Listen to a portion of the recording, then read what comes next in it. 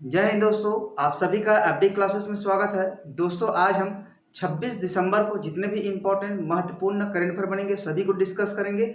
इससे पहले हमारा अभी क्लास नहीं हुआ है एक हफ्ते से, उसे मंथली करंट अफेयर में कवर करेंगे। ठीक है, तो चलिए दोस्तों आज के क्वेश्चन डिस्कस करेंगे। पहला क्वेश्चन क्या है, हाल ही में नगर पालिका निगम में होने वाले चुनाव में निर्वाचन व सीमा निर्धारित किया गया है। मतलब दोस्तों अभी जो निर्वाचन होंगे हमारे राज्य में नगर निगम के संबंध उसमें दोस्तों वह सीमा तय किया गया है, जिसमें से प्रमुख क्वेश्चन एग्जाम में पूछे जाते हैं, जो एग्जाम के दृष्टिकोण से महत्वपूर्ण क्वेश्चन इसमें डिस्कस करने वाले हैं। ठीक है, तो याद रखना है नगर पालिका निगम में होने वाले चुनाव में निर्वाचन वह सीमा निर्धारित है। कितना कितना रुपए इसमें जनसंख्या के हिसाब से निर्धारित किया गया है खर्च के लिए। तो याद रखें दोस्तों, देखिए 5 लाख से अधिक जनसंख्या पर दोस्तों कितने रुपए खर्च किए जाएंगे, तो इसमें याद रखना है 25 लाख रुपए।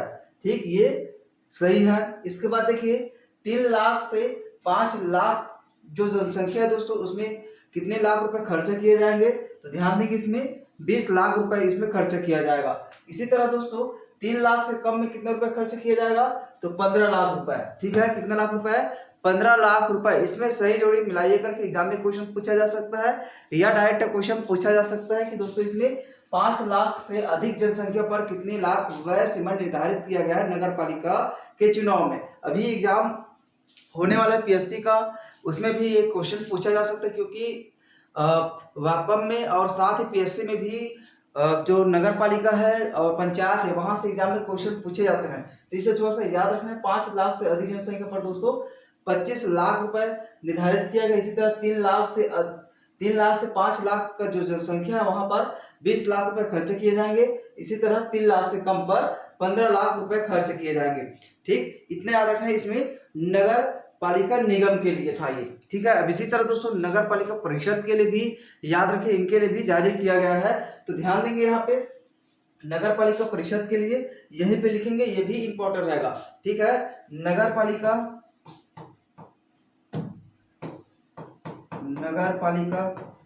परिषद के लिए कितना रुपए निर्धारित किया गया है। चलिए यहाँ पे व्हाइट बोर्ड ले लेते हैं। ठीक है, ध्यान देंगे, वेरी इंपॉर्टेंट क्वेश्चन है। सबसे पहले डिस्कस करें यहीं पे व्यय सीमा के संबंध में नगर परिषद। ठीक है, अब देखिए कितने कितने लाख की जो जनसंख्या है दोस्तों वहां पर, तो सबसे पहले ध्यान देंगे यहाँ पे 50,000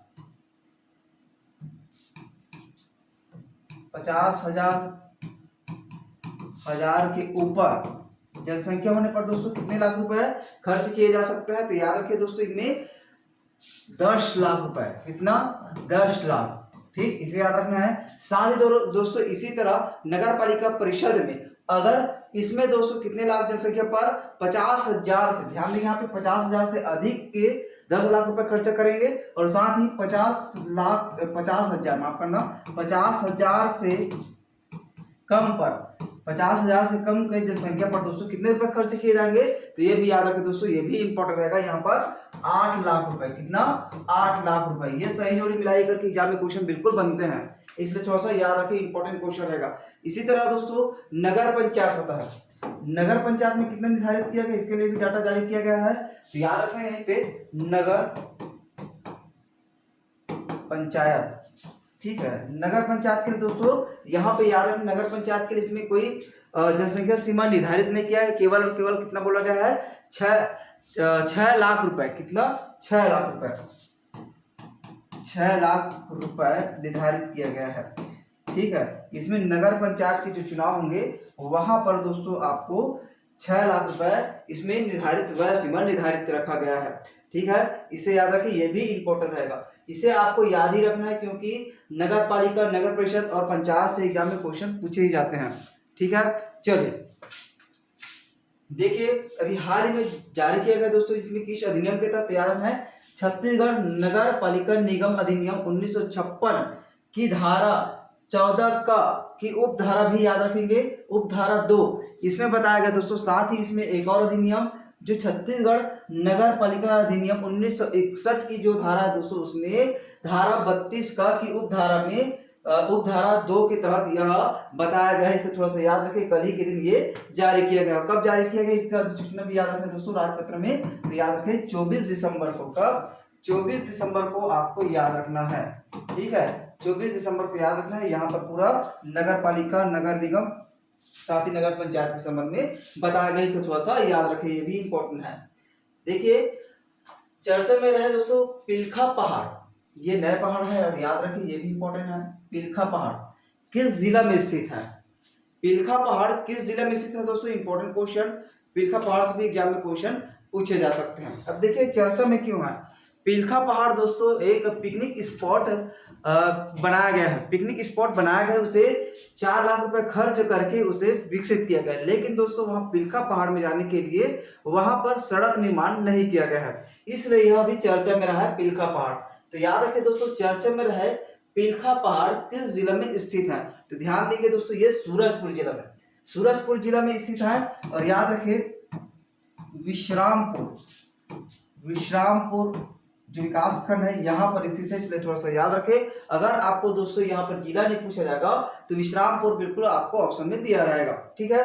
और यहीं पे एक बांध भी है, बांध का नाम याद रखिए, बांध भी चर्चा में। तो दोस्तों यहाँ पे खोखनिया, खोखनिया, ठीक है, कौन सा बांध? खोखनिया बांध है। यहाँ पे जो पिकनिक स्पॉट बनाया गया है इस खोखनिया बांध के आसपास बनाया गया है, इसलिए थोड़ा सा याद रखिए। पिलखा पहाड़ कहाँ है? तो ये भी इंपॉर्टेंट है, सूरजपुर जिला में। सूरजपुर के कहाँ दोस्तों? तो विश्रामपुर में। और यहीं पे याद रखिए खोखनिया बांध बनाया गया है, ठीक, इसलिए थोड़ा सा याद रखना है। और ये कैंपम मध्य से इसे विकसित किया जा रहा है, ठीक है, इसलिए याद रखना है। इंपॉर्टेंट है ये पिलखा पहाड़, इसमें इंपॉर्टेंट 2 चीज है, पिलखा पहाड़ इंपॉर्टेंट है और एक खोखनिया बांध, दोनों को याद रखें क्योंकि खोखनिया बांध भी नया बांध है, इसलिए क्वेश्चन पूछा जा सकता है। खोखनिया बांध कहाँ है? तो सूरजपुर में, विश्रामपुर में। और याद रखिए पिलखा पहाड़ कहाँ है? तो ये भी विश्रामपुर में स्थित है, ठीक है। चलिए आगे बढ़ते हैं। इसके बाद देखिए अभी वन रिपोर्ट जारी किया गया, इसके बारे में डिस्कस करेंगे। एक और पहाड़ इसी में डिस्कस कर लेते हैं, ये भी इंपॉर्टेंट रहेगा, ठीक है। एक और पहाड़ जो हाल ही में चर्चा में रहा है उसके बारे में डिस्कस कर ले। अब देखिए एक पहाड़ का नाम जो अभी इंपॉर्टेंट है, इसका नाम भी याद रखिए, गुपनसर। कौन सा? गुपनसर पहाड़, गुपनसर पहाड़। अब ये कहाँ है? ये भी चर्चा का विषय बना है, ठीक है, गुपन पहाड़। तो दोस्तों गुपन पहाड़ अभी धार्मिक महत्व के स्थलों के रूप में वहां पर चिन्हांकित किया है गुपन पहाड़ को। दोस्तों ये बस्तर अंचल के जगदलपुर से 40 किलोमीटर दूर पर है। और साथ याद रखें कोटमशर नामक जो स्थान है, आपने पढ़ा होगा, कोटमशर नामक जो स्थान है वहीं पर है ये, कौन सा? गुपनसर पहाड़। इसे भी याद रखें, ये भी इंपॉर्टेंट है। गुपनसर पहाड़ी कहाँ है?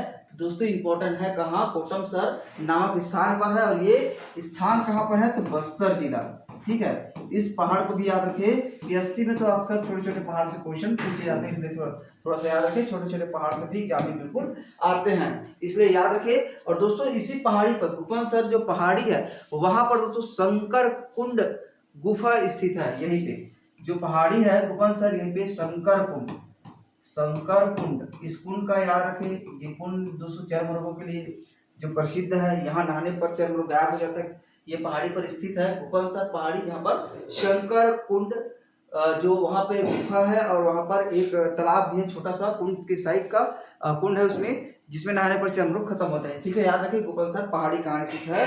तो ये भी इंपॉर्टेंट है, बस्तर जिला में, ठीक, जगदलपुर में।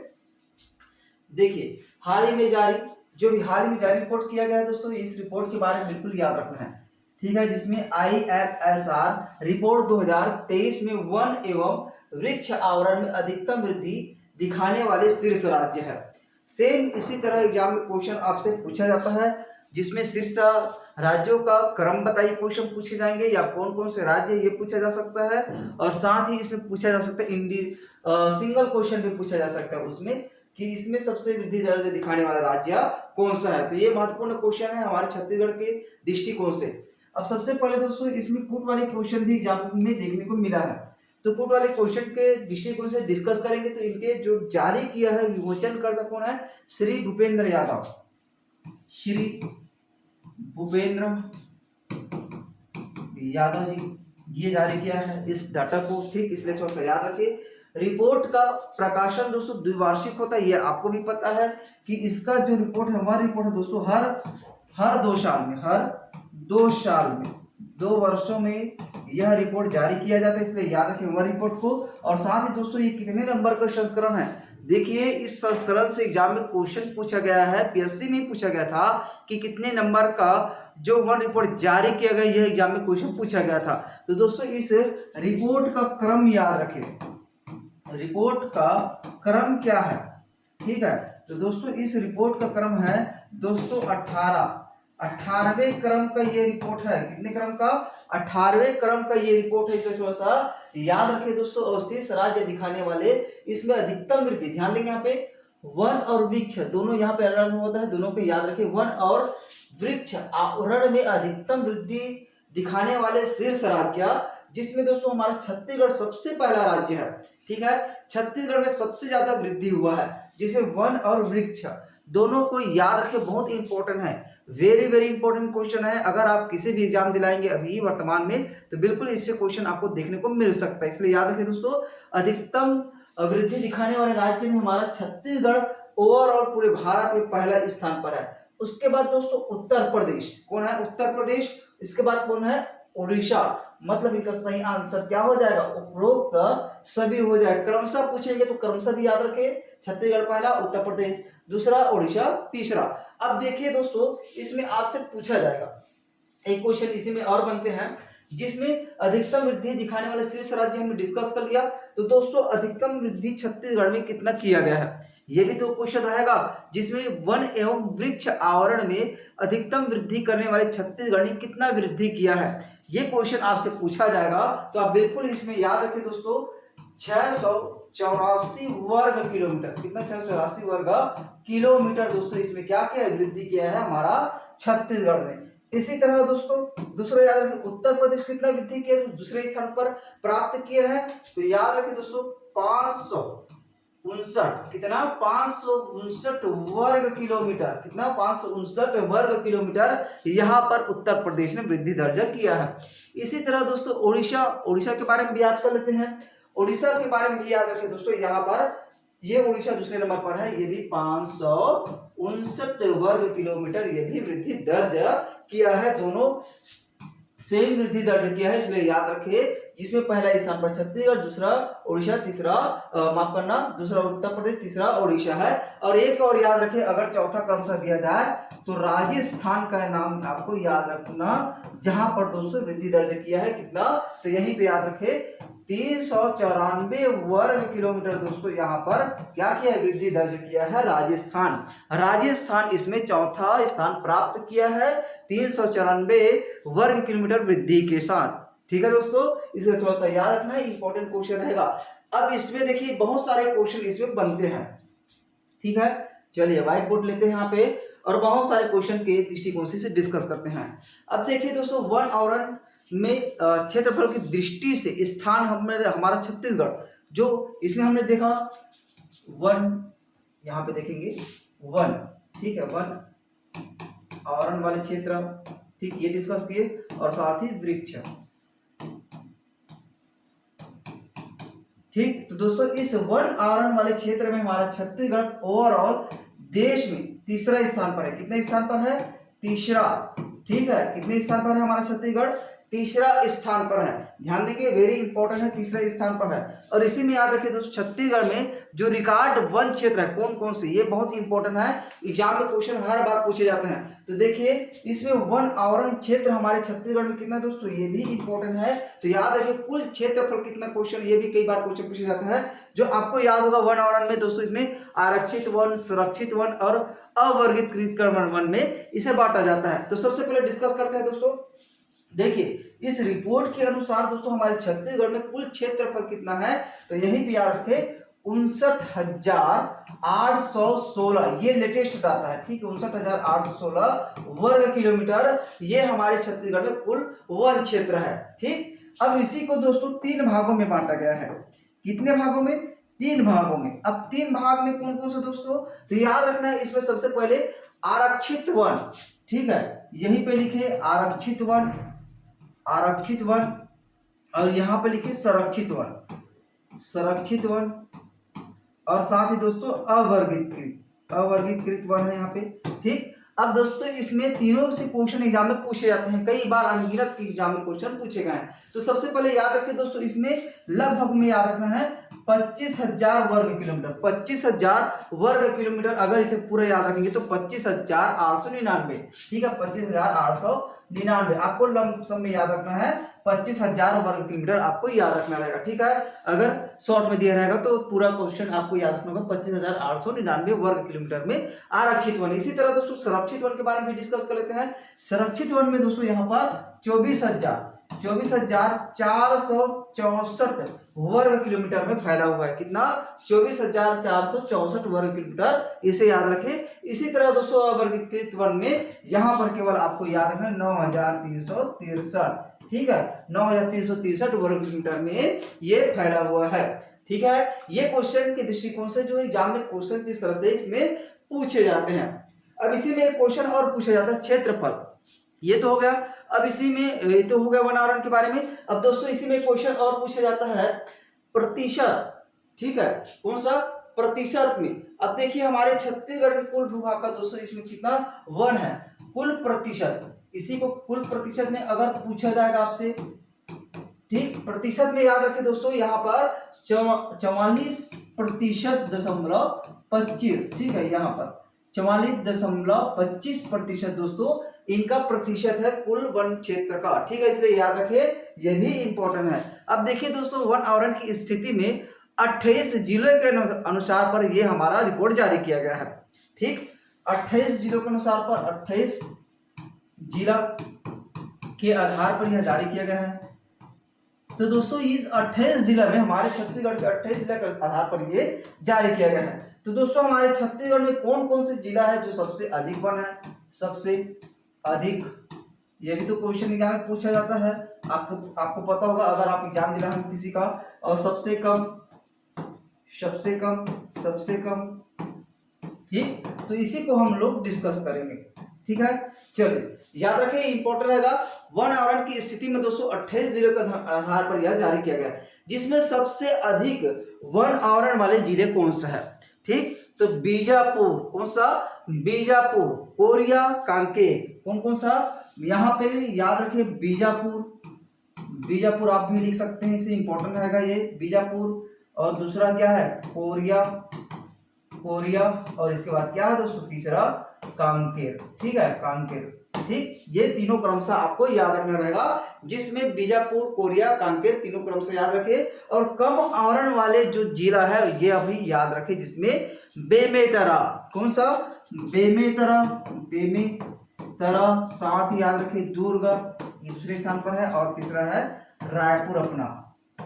ठीक है, रायपुर शहर। ठीक है दोस्तों, याद रखिए पहले स्थान पर कौन है सबसे कम आवरण वाले? बेमेतरा, दुर्गा, उसके बाद क्या है? रायपुर। तीनों क्रमशः याद रखिए, पहला, दूसरा, तीसरा। ठीक, ये भी इंपॉर्टेंट है। ठीक है दोस्तों, क्योंकि इंपॉर्टेंट क्वेश्चन बिल्कुल इससे एग्जाम में पूछे जाते हैं। ठीक, इतना आपको याद रखना है इसमें क्वेश्चन के दृष्टिकोण से। चलिए आगे बढ़ते। इसके बाद प्रदेश में पारस पत्थर के लिए बहुचर्चित रायकेला तालाब। ठीक है, इस तालाब का नाम याद रखें, रायकेला तालाब। ये भी बहुत इंपॉर्टेंट है, रायकेला तालाब। दोस्तों ये पारस पत्थर के लिए चर्चा में रहा है। पारस पत्थर आप लोगों को पता हो, कई बार कहानी वानी में पढ़े होंगे या सुने होंगे। ठीक है, जिसमें दोस्तों रायकेला तालाब के बारे में कहा जाता है कि यहाँ पर एक पत्थर है जिसमें कोई भी सोना के धातु, अगर वहां पर सोना की चीज वहां पर अगर उससे टच हो जाए तो वह सोना पड़ जाता है। मतलब जो लोहे के धातु, माफ करना, जो लोहे के जो भी सामान हो, औजार हो, अगर उस पारस पत्थर पर टच हो जाए तो वह क्या बन जाता है? सोना का बन जाता है। तो दोस्तों इसीलिए चर्चा है ये रायकेला तालाब। ठीक है, रायकेला तालाब। तो ध्यान देंगे ये रायकेला तालाब कहाँ स्थित है? तो याद रखें दोस्तों सिरपुर जिला, माफ करना, सिरपुर में। कहाँ? सिरपुर में। और सिरपुर कहाँ है? महासमुंद। ठीक है, महासमुंद में सिरपुर। यहीं पर दोस्तों ये रायकेला तालाब स्थित है, जो पारस पत्थर के लिए चर्चा में है। अब देखिए इसके बारे में थोड़ा सा कहानी सुनेंगे, जिसमें दोस्तों प्राचीन काल में एक साधु था साधु के पास एक गाय माता थी, मतलब गाय था। तो दोस्तों साधु ने उस गाय को एक यादव को, एक स्थानीय निवासी जो यादव है वह गाय चला था, उसे दे दिया था। तो दोस्तों साधु के पास उसे कुछ नहीं था देने के लिए, उस यादव जी को चरा गाय के बदले जो चरा रहे हैं उनके बदले। तो दोस्तों एक पत्थर दिया था साधु जी ने, इस जो यादव जी हैं उनको क्या दिया था, एक पत्थर दिया था। तो साधु ने उन्हें पत्थर दिया, तो यादव जी ने सोचा कि ये पत्थर मेरे क्या काम का है, ये तो फालतू का मुझे साधु दे दिया, मुझे कुछ अनाज देते या कुछ देते, पैसे वैसे देते। तो इस तरह से दोस्तों उसे पता नहीं था उस पत्थर का जो महत्व है, उस पारस पत्थर का महत्व। तो दोस्तों उसने जो यादव जी है एक बार चराने गया था और उस पत्थर को भी लेकर गया था, तो टंगिया धर के गया था, टंगिया। तो टंगिया को उसमें धार किया, धार करने के बाद दोस्तों उस पत्थर को फेंक दिया, मेरे काम का नहीं है करके उस तालाब में फेंक दिया। और दोस्तों जब घर आए यादव जी, तो यादव जी जब वह टंगिया देखते हैं तो वह पूरा सोना का हो गया था। किसका हो गया था, सोना का हो गया था। तब उसे याद आया कि उस पत्थर में यह खासियत था जो साधु ने दिया था। तब जाकर उस तालाब को पूरा जो यादव जी है उसने छानबीन किया, पूरा खोजा, उसमें नहीं मिला। इसी तरह दोस्तों राजा को पता चल गया कि वहां पर जो तालाब है उसमें पारस पत्थर फेंका गया है यादव जी द्वारा। तो पूरे तालाब को खाली कराकर जो राजा है, राजा ने भी पूरा छानबीन किया, हाथी के पैर में सोने का जंजीर बांधकर पूरे तालाब में घुमाया गया, उसे मथा गया। तब उसमें एक जो छड़ है, उसमें जो हाथी के जो पैर में उसमें लगा था छड़, उसमें एक पत्थर, उस पत्थर का टच हुआ तो दोस्तों वह भी पूरा सोना का हो गया था। तब उसमें राजा को यकीन हुआ कि यहाँ पर पारस पत्थर है। इस तरह से ये कहानी रहा है, तो थोड़ा सा याद रखें। सिरपुर में स्थित है रायकेरा तालाब, कहाँ स्थित है, तो सिरपुर में दोस्तों यहाँ पर पारस पत्थर स्थित है करके वहां के स्थानीय निवासियों द्वारा बताया जाता है। ठीक, इतना याद रखना है। देखिए नेक्स्ट क्वेश्चन, छत्तीसगढ़ मुख्यमंत्री के प्रमुख सचिव किसे नियुक्त किया गया है। ठीक है, याद रखिए ये भी इंपॉर्टेंट है। छत्तीसगढ़ मुख्यमंत्री के प्रमुख सचिव अभी हाल ही में प्रकाशित किया है दोस्तों, याद रखना है, ये भी बहुत इंपॉर्टेंट है। ठीक है, तो देखिए इसके बारे में डिस्कस करेंगे। अरे सॉरी, इसके आंसर देखने के पहले यहाँ पे सुबोध जी है, कौन है, सुबोध सिंह जी। इनका सही आंसर क्या हो जाएगा, सुबोध सिंह जी। इनका सही आंसर क्या हो जाएगा, सुबोध सिंह जी हमारे छत्तीसगढ़ के प्रमुख सचिव बने हैं। ठीक, याद रखिए। तो दोस्तों इनके बारे में डिस्कस करेंगे, कौन है सुबोध सिंह जी, जिसमें सुबोध सिंह दोस्तों मूलतः उत्तर प्रदेश के जो कानपुर के रहने वाले हैं, साथ ही इसने आईआईटी जो रुड़की से इलेक्ट्रॉनिक इंजीनियर में दोस्तों बीए की डिग्री प्राप्त की है। ठीक, इसके बारे में थोड़ा सा याद रखिए क्योंकि कुछ वाले क्वेश्चन पूछे जा रहे हैं बहुत ज्यादा। आपको ज्यादा यहाँ पे याद रखना है दोस्तों, यहाँ पर जो साल 2008 में रायपुर का कलेक्टर बनाया गया। इसके बाद दोस्तों रायपुर बिलासपुर में सिटी बस सेवा शुरू करने का श्रेय भी इन्हें जाता है। देखिए कितना महत्वपूर्ण काम किया था, जो रायपुर और बिलासपुर में सिटी बस हमने कई बार जो ट्रेवल किया है, तो दोस्तों ये इसी का जन्मदाता है, इसी को श्रेय दिया जाता है हमारे सुबोध जी को। ठीक है, सिटी बस के लिए। इसके बाद दोस्तों कुछ समय तक यह हाउसिंग बोर्ड के कमिश्नर रहे हैं। इसके बाद साल 2009 से 2018 तक सीएम सचिवालय में डिप्टी सेक्रेटरी पद भी संभाले हुए हैं। ठीक है, केंद्र सरकार दोस्तों 2020 में खाद्य एवं नागरिक आपूर्ति विभाग में संयुक्त सचिव ही से बड़ी पद दिया गया था। इसके बाद दोस्तों 11 जून 2023 को नेशनल टेस्टिंग एजेंसी का महानिर्देशक बनाया गया था, अभी वर्तमान में यहीं पर कार्यरत है। ठीक है, अब हमारे छत्तीसगढ़ का कार्यभार संभालेंगे ये हमारे सुबोध सिंह जी। ठीक, इसका नाम बिल्कुल याद रखें, सुबोध सिंह जी का जो मुख्यमंत्री के प्रमुख सचिव के रूप में नियुक्त किया है। ठीक है दोस्तों, आज के अपडेट में इतना ही क्वेश्चन डिस्कस करेंगे। चलिए मिलते हैं नेक्स्ट वीडियो के साथ कल।